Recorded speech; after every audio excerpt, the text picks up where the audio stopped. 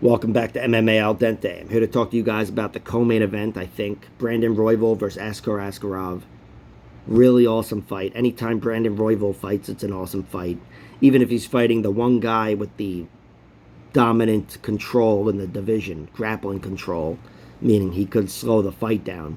That's who Askarov is in the UFC. Outside the UFC, he just strangled everybody with whatever, every submission and twisters. I know twisters don't, strangle people, but Askarov finished everybody. Then he comes to the UFC, and it speaks to the level of competition because, especially with his UFC resume, he's fought just nothing but killers. Usually, you have those stepping stones, the guys that you look back and go, "Oh yeah, he was in the UFC. Yeah, he left." Nope. Askarov's fought now Brandon Royval, Tim Elliott, Brandon Moreno, Alexandra Pantoja, Kai Car-France, and Joseph Benavidez. His night off is fighting Tim Elliott, a former title challenger. So Askarov has had a very tough road inside the UFC so far, and he's looked great. Only been taken out once by Kai Car-France, and that was a close fight, but Kai took over. The thing with Kai is he's better on his feet than Royval is. Royval is wild and chaotic and dangerous. Maybe more dangerous than Kai Car-France, but Kai Car-France is better technically sound and sharper and conventional. And he was better than Askarov. Askarov needs to grapple to win, I think, just against just about anybody. He's got good striking. It's not like he's some novice, but his striking is a means to an end. And against Brandon Royval, I think anytime he's looking to take the fight to the ground with a takedown attempt, he's going to get it. I think his takedown attempts are probably going to be over 75% if they fight long enough for there to be those kind of percentages. But he's gonna take Royval down almost at will and control him. But Royval, much like on the feet where he's chaos, on the ground he's chaotic. He doesn't stop moving.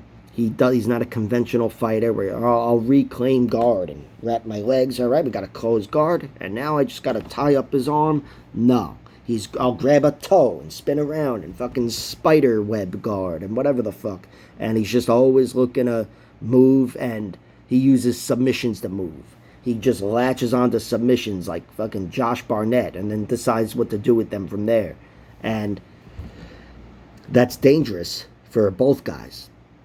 Obviously Askarov's going to be put in danger just grappling with Royval, but with a really good grappler like Askarov, again, who's put out everybody, before he came to the UFC with submissions, he's, the fuck, got some white shit on my face. He's got some potential to submit Royval, who was overwhelmed with strength and technique and control against Pantoja and got submitted in their second round. I could totally see Askarov thriving against Brandon Royval just with that distinct control advantage. Because, there are levels to strength and control and whatever. And Askarov seems to be the dominant, controlling grappler in the UFC. Royval is one of the weakest in terms of just holding someone down and being, whatever. He's the skinny guy that gets tossed around and just keeps moving. He's like, Diaz brother or something like that. Just, endless jiu-jitsu, aside from when he fought Pantoja, then things came to an end. But I just love Royval fighting. And even if he does get submitted, which would make it 2 submission losses in the UFC, I wouldn't hold it against him because he just brings the excitement and he fights the way he should. The guy creates opportunities for himself because he's not going to be able to do it with, imposing his wrestling game. The guy's not going to double leg anybody at the UFC level anyway. But very exciting fight. I do pick Askar Askarov to win. That's my prediction. And I bet on him when the odds were a little better. I hate even saying this to you guys. It sounds like such a douchebag move. But, I'm just waiting for the fucking prop bets to come out. They never come out.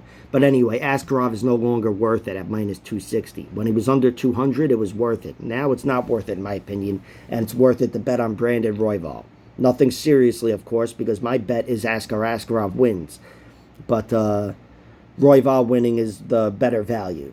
Again, that's just a sprinkle, whatever, on him because the value's there. But my prediction is Askarov wins, and once the prop bets are released, I will be betting on Askarov to win via submission because I do think with this control and Royval's wild nature, he's going to have some opportunities himself here. And, for a guy with such a, great resume before the UFC of finishes, I think he's a little underrated in that regard. So the prediction, Askarov via decision, the bet, Askarov via submission, and the degenerate bet, Royval plus 200. Because, Royval is a guy who, like I said, he's so weak on the strength spectrum there. He's not going to win a conventional decision, but he's one of those guys that he doesn't need control to. He puts up points. He's always working. It's just he's a guy that's able to win decisions against controlling fighters, like he did against Rogerio Bontorin.